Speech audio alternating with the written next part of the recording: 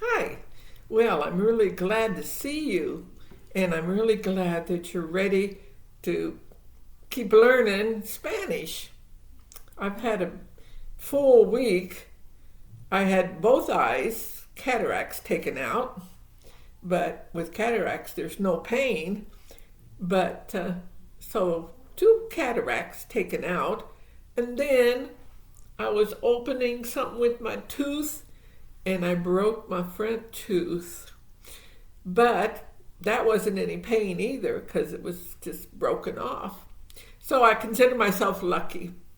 Now, I want to commend you for learning Spanish. Every job I ever got was because I could speak Spanish. So if you stick with me, then I'll lead you into Spanish. I know how to do it. I've done it with lots of students. So if you follow me and do what I tell you, I'll teach you Spanish. And you know how many people in the world speak Spanish? When I was in Russia one time, I met two Armenian boys who spoke Russian. But I didn't speak Russian at the time. And so how are we going to communicate? But we found out that we both spoke Spanish. So in Moscow, I spoke Spanish with the Armenian boys, and they spoke Spanish with me, and we had a good time and made really good friends. So even in countries like Italy and Portugal, they probably understand Spanish. So your chances of being able to communicate if you speak Spanish are just billions of chances. So it's really smart. I also have a granddaughter, wasn't too good in Spanish, but she went ESL to Ecuador or Peru, and now she speaks wonderful, wonderful Spanish. But what I'm saying is it's very valuable. Okay, so the third wedge on my pizza wheel is imperfect. Made this smaller. It's imperfect. It's past tense. It's I used to do something, okay? So it's either aba, aba, or ia, ia with the accent mark. All right, so let's do cantar. If I used to sing, yo cantaba cada día. I used to sing every day.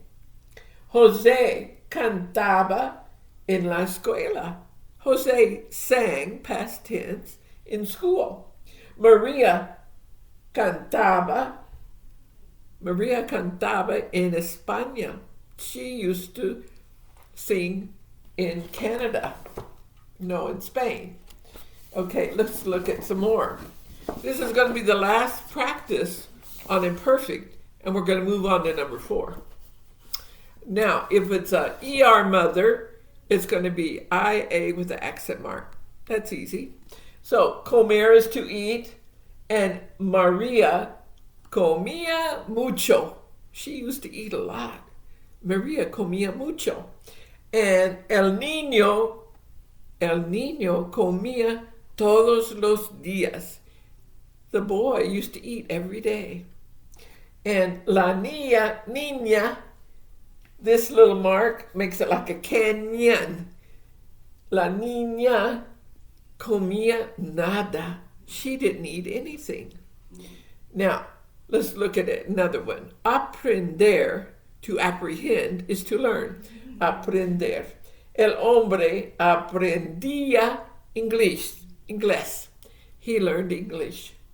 Todos aprendían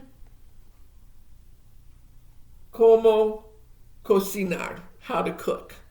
Okay, so I would say the imperfect is pretty easy. It's only a aba ending or a ia ending, and I think you can learn that. All right.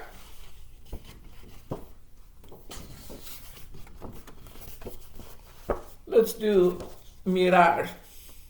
One more little practice, mirar. Okay, so what does it say? Maria miraba todos los días. She looked every day. Papa miraba su tierra. Papa looked at his land. And we're down to hablar. Él, meaning the guy, él hablaba rápido. He spoke rapidly. Juan hablaba de su familia. Juan spoke of his family.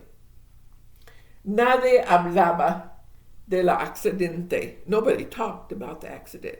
All right, the only thing you have to know is that it's past tense, habla, ia.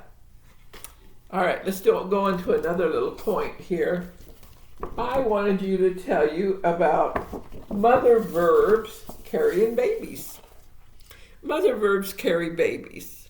In other words, you get a mother verb with the ER, AR ending, you can attach some little object on the end of that mother verb. Okay, let's see how you do it. So, quiero verlo. I want to see it, but they're attached. I circled them, you see that? Now, when we get to the point where you're looking for mother verbs in a story, sometimes you won't see the mother verb because it has a baby attached to it and you'll miss it. So keep that in mind. Next one is quiero escribirlo. I want to write it. The mother is to write, escribir, lo is attached. Okay? Sometimes it's attached to a command. All right? Dar is to give. So if you say, dámelo, that means give me it. Dámelo. But they're written all together. Dámelo. Okay? That's a fun one. I love dar. It's so easy. Now, on this one, Jose quiere comerla. He wants to eat it. And voy a darlo. I'm going to give it. Voy a darlo. Okay? And so, watch out for those because you'll think it's not a mother verb, but it is. But it's carrying a baby. And they usually only attach mother verbs and commands. Okay? All right, let's go into another little thing. I have some favorite verbs. And they're called the Oi brothers. Now, I tell you, and you believe me, these are very common verbs. So I want you to learn them. So let's go over what they are. Ser is to be, but it's the permanent to be. I am a girl, I am American, those are all permanent, all right? So how does it break down? Look at right up here how it breaks down. Soy. Now, usually the I form in present tense, it has an O, right? Well, it does. Soy. These have a Y at the end. Soy muchacha. And then you get down to es muchacho. He is a boy. Es. And don't forget this one.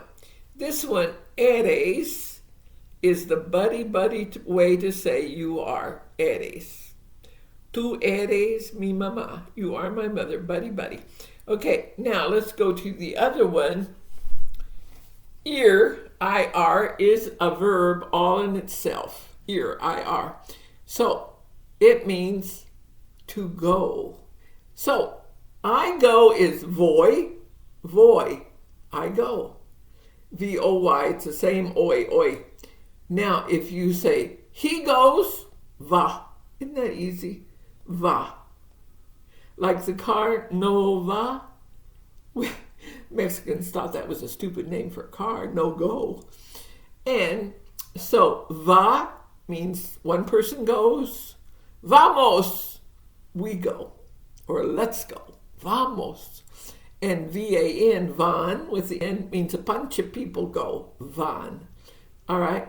So far we've got soy, and then we've got voy, And the last one comes from the mother dar, which is to give. I like it. It's so easy. So doi means I give. And then he gives is da. And then we give is damos. And they give is dan. Is that so easy, isn't it? I love these. So you have to watch out for these oi brothers. Voi, I go. Doi, I give. And soy, I am. So put those down to remember. Because even if our little story with the bird, it will have those oi brothers in it, okay? All right, so that's going to be all of our lesson, and we're not going to go back on imperfect anymore. Imperfect, Abba Ia, you got it, and you'll recognize it, and actually they use it so much. In almost all stories, they use this past tense. It's very easy to recognize. Next time, we're going on to the fourth wedge. And when we get to be half through the pizza circle, it's time to find story material and have you look for the verbs. Okay, talk to you later. Bye-bye.